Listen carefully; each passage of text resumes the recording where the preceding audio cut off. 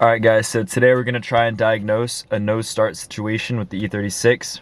The other day I was driving and the power just completely cut out, like it was getting no fuel, and every time I tried to start the car it would just be like this. Just cranks with no start. So I got it towed home and I looked into it, and the code I got pointed to an O2 sensor, but it wasn't the O2 sensor. So it seemed like it was getting no fuel. And so I looked into it a little bit. There is a fuse for the fuel pump, as you can see, or maybe not see.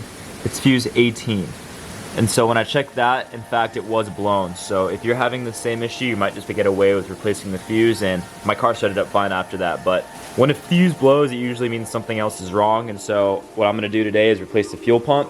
If the fuel pump's going out, it may just oversurge and cause the fuse to blow, and so today we're going to be replacing the fuel pump. Alright, so first off, what we're going to want to do is disconnect the battery.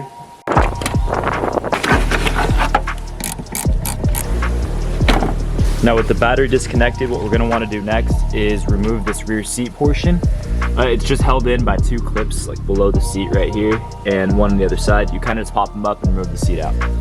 With the rear seat out, you'll see this metal plate right here. It's held in by 4 Phillips head screws. I already took those out, they're right here.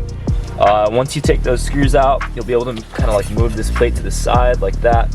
Make sure this like gasket goes to the side with it. And here's the fuel pump. So as you can see, there's 2 connectors right there and a hose for the fuel to actually be sent. As you can see, mine's absolutely filthy. It's probably never been changed before.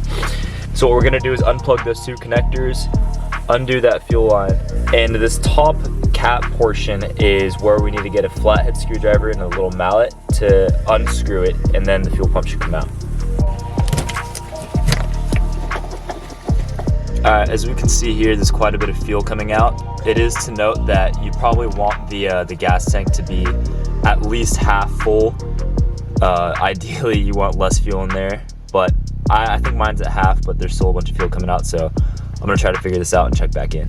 All right, so now that I have a flathead screwdriver and this rubber mallet here, you're gonna just get into one of these notches right here and start tapping away until it loosens.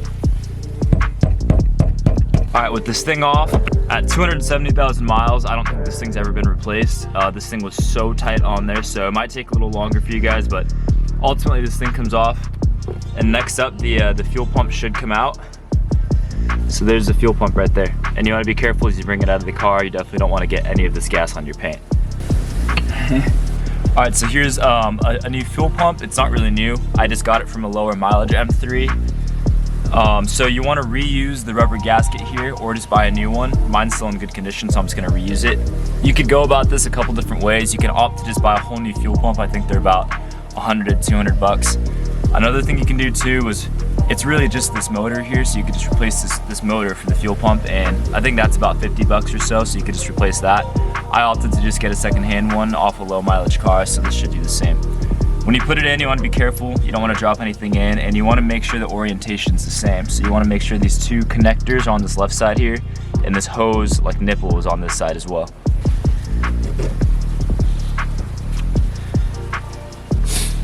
It might help to put the rubber gasket in first and then push the actual fuel pump in, so that way you actually have a proper seal on it. After that, it's just reassembly, so just reverse what you did at first. All right, with the battery reconnected and everything put back together,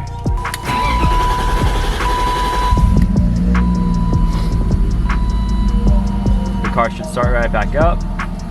And yeah, your no crank, or I mean your crank but no start issue should be gone now. Yeah, the check engine light that I had is now gone as well. So everything should be all set. If you guys want to see more content on either M3, consider subscribing. I'm trying to make more videos, so that'll definitely help. All right, thank you guys, see ya.